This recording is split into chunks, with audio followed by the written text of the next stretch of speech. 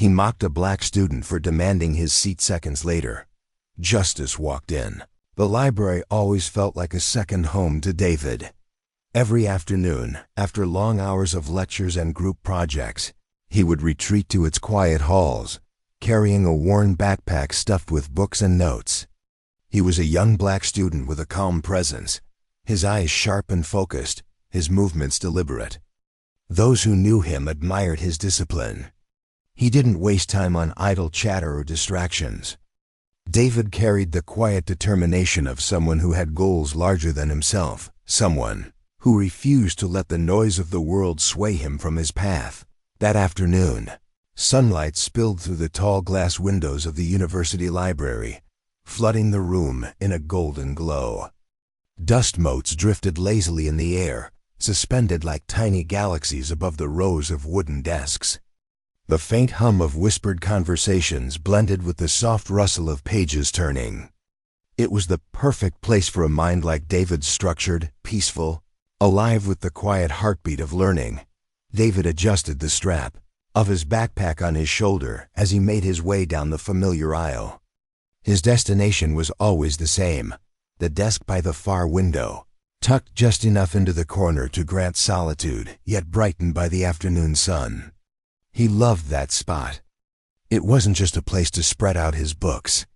It was his sanctuary, a little corner of consistency in a life filled with challenges. But as he approached, something felt different. His pace slowed.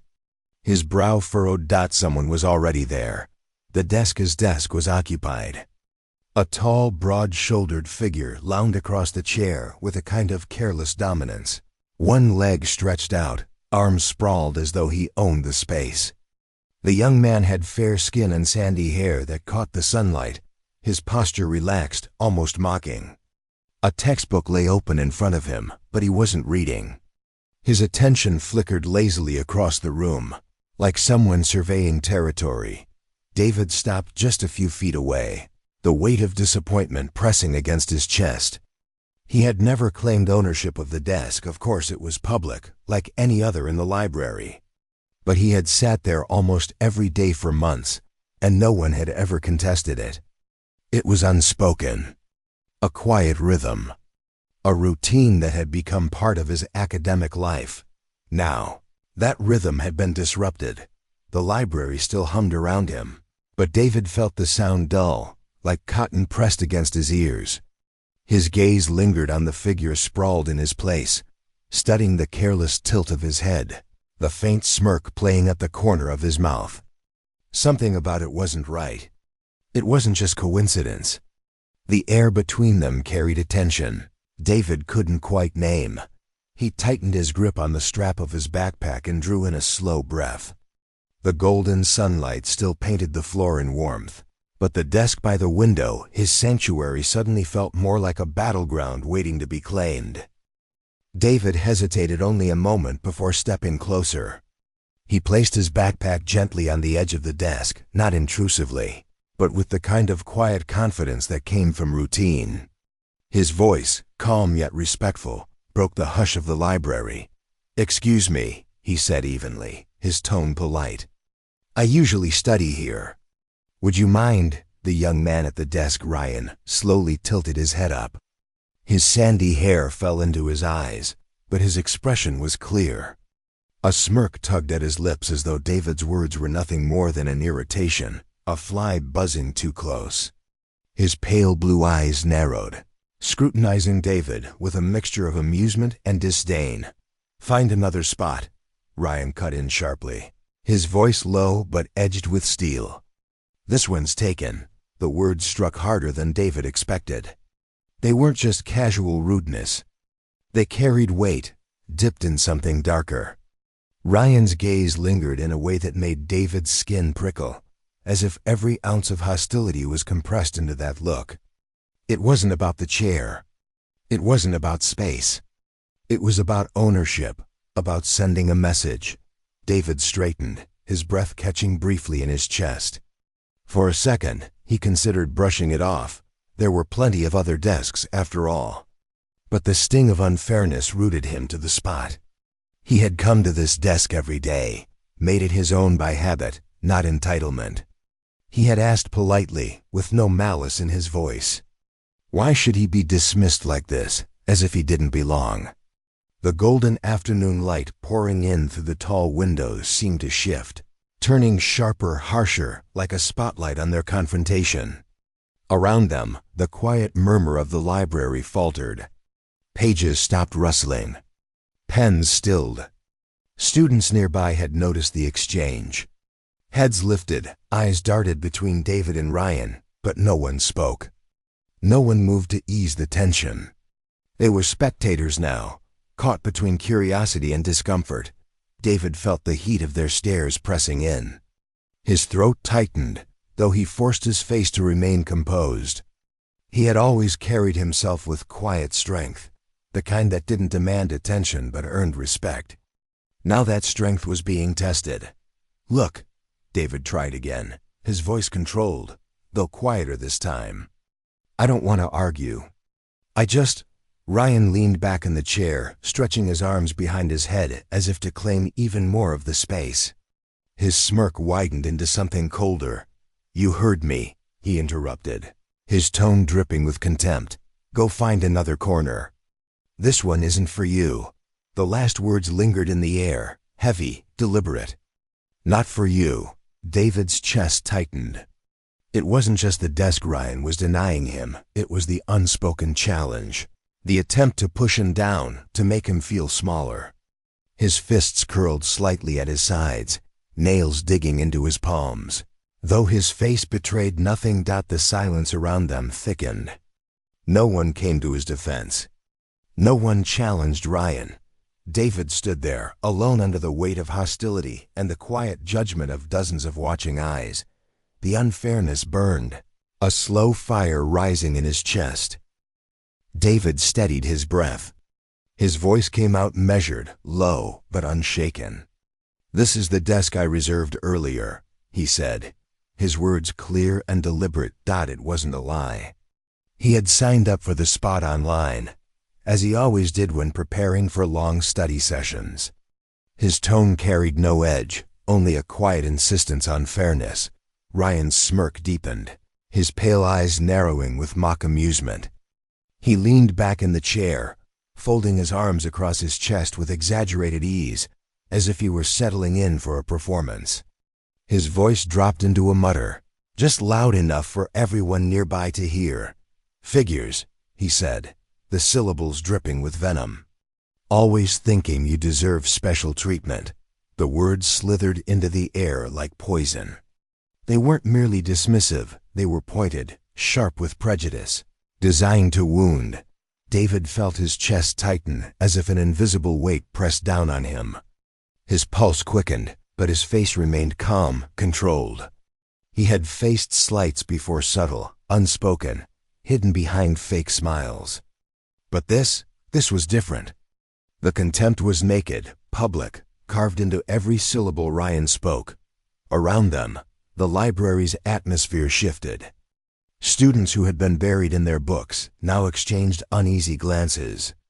A few whispered, their voices barely above a breath, yet the ripple of murmurs seemed to spread through the quiet hall like waves disturbing still water. The silence that followed grew heavier, thick with tension, as though the walls themselves held their breath. David gripped the strap of his backpack tighter, his knuckles paling against the strain.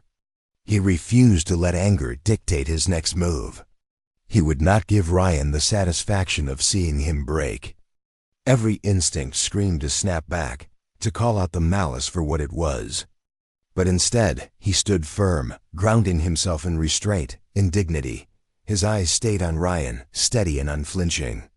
"I signed up for this desk," David repeated, his voice even, though quieter now. "You don't have the right to push me away." The smirk on Ryan's lips flickered, almost imperceptibly, but he masked it with a chuckle that carried no warmth. He leaned back even further, tilting the chair on two legs, exuding an air of arrogance, as if daring David to push harder. The golden afternoon sunlight that once painted the library with warmth now seemed cruelly bright, spotlighting the standoff. Then came the sound, sharp, Deliberate footsteps against the polished wooden floor. The librarian. Her figure emerged from between the tall shelves, her glasses catching the light, her expression tight with concern. She had clearly noticed the disturbance, drawn by the ripples of murmurs and the thick silence that had fallen like a curtain. Pressure in the room heightened instantly. Students straightened in their seats, some turning away as though pretending not to watch, others leaning closer in quiet anticipation. The presence of authority shifted the balance, adding another layer to the already fragile standoff. David's heart pounded, though his posture remained composed. He knew this moment mattered. How he handled it would shape not just his dignity, but how everyone in that room would remember him. The librarian's gaze moved between him and Ryan, her brows furrowed as she approached the desk. The tension was no longer just between two young men, it had become a scene, a spectacle. And David stood at the center of it, gripping his backpack strap like a lifeline, refusing to bow. The librarian stopped at the edge of the desk, her brow furrowed and her voice measured but firm. "What's going on here?" she asked, her gaze shifting between David and Ryan. David straightened, feeling the steady beat of his pulse thrumming in his ears. He forced himself to speak clearly, to keep his tone calm despite the storm building inside him. "I reserved this desk through the online system," he explained, his words clipped but polite. "I study here every afternoon." But before he could say more, Ryan cut in, his voice sharp and rising above the low hum of the library. He leaned forward now, abandoning his lazy posture, his face twisting with defiance. "Why should I move?" he snapped, his words carrying through the silence. "He can sit anywhere else. He doesn't belong here anyway." The final phrase landed like a blow. A ripple of sound swept through the nearby students' sharp intakes of breath, the faint hiss of whispers breaking the silence. A few gasps slipped out audibly, as if Ryan had crossed a line too blatant to ignore. The golden light streaming through the windows seemed to dim, shadows stretching across the floor as though echoing the weight of what had just been spoken. David's chest tightened. He felt the heat of every eye on him, the scrutiny of dozens of silent witnesses. His jaw clenched, muscles tightening against the pressure. His fists curled at his sides before he forced them to relax, gripping the strap of his backpack instead. His dignity felt like a fragile glass pane in his hands, and he refused to let it shatter. The librarian's lips pressed into a thin line, her expression sharpening. Without a word, she turned to the computer kiosk just a few feet away, her fingers flying across the keyboard. The tension in the room thickened as every student leaned into the silence, waiting for what she would find. David's pulse hammered. Each second stretched unbearably long, the muffled sound of his heartbeat roaring in his ears. Ryan leaned back again, trying to mask his unease behind a crooked grin, though the tightness around his eyes betrayed him.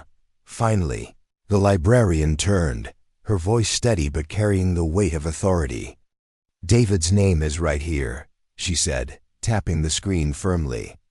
"This desk is reserved under his account." The air shifted immediately. The murmur of students rose again, no longer uncertain but edged with something else: judgment. Quiet condemnation directed not at David, but at Ryan. For a moment, the library froze in silence, thick and heavy, as if holding its collective breath. Ryan's words still lingered in the air, heavy as chains. "He doesn't belong here." They hung like a shadow no confirmation could fully erase. David stood tall, his jaw tight, his eyes locked on the desk. He had been vindicated, yes, but the sting of Ryan's contempt clung to him. Raw and unshakable. The silence stretched, pressing down on everyone present. And in that silence, the truth was impossible to ignore. This was no longer just about a desk. The librarian's gaze hardened, her voice slicing through the heavy air with precision. "Ryan," she said, her tone sharp and unwavering, "you are not only in the wrong seat, but your language is unacceptable." Her words rang out like a gavel in a courtroom. The authority in her voice carried no room for doubt, no space for excuses.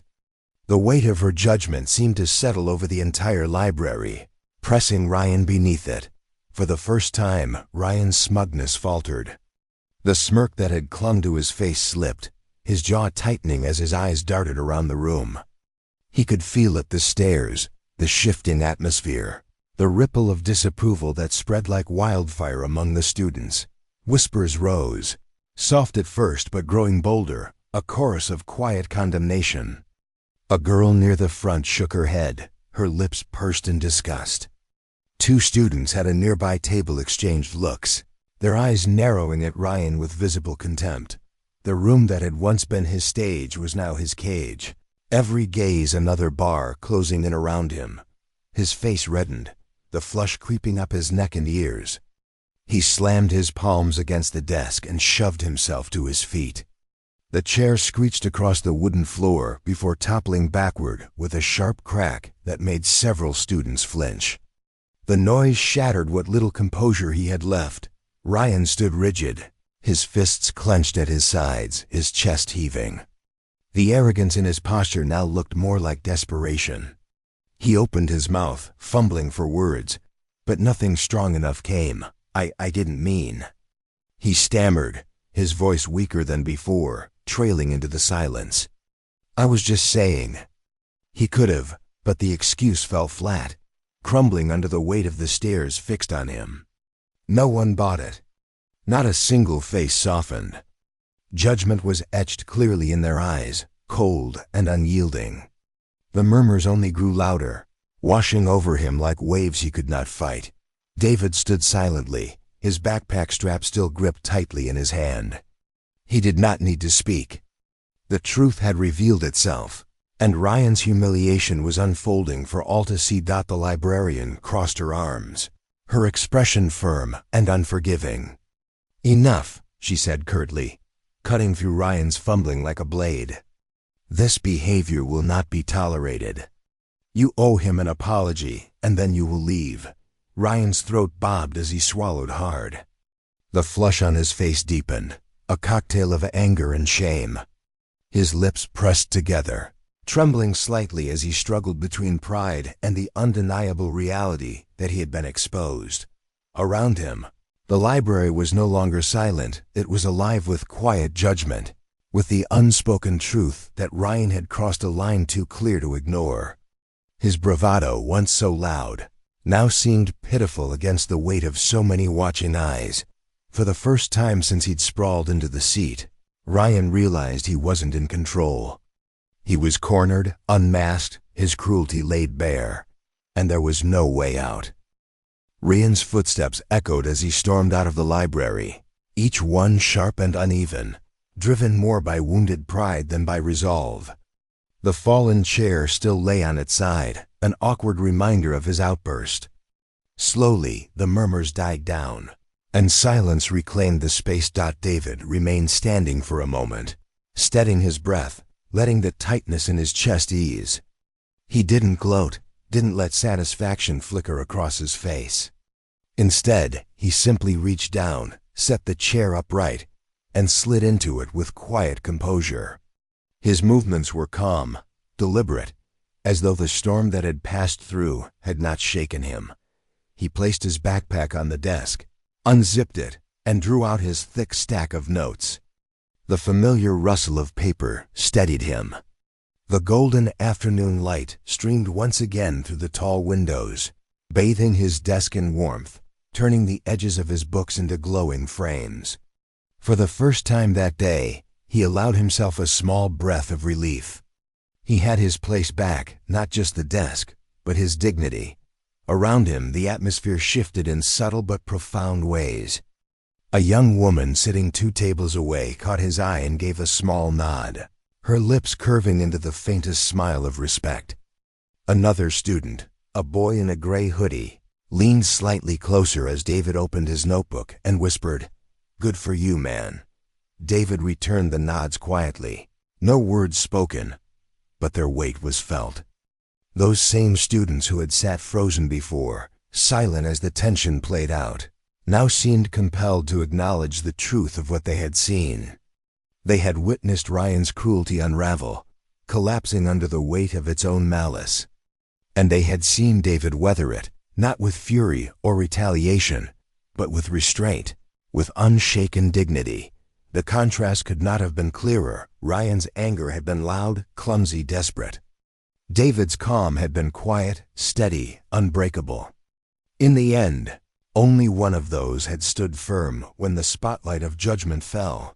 David adjusted his chair and bent over his notes, pen in hand, his mind already returning to the equations he had planned to study.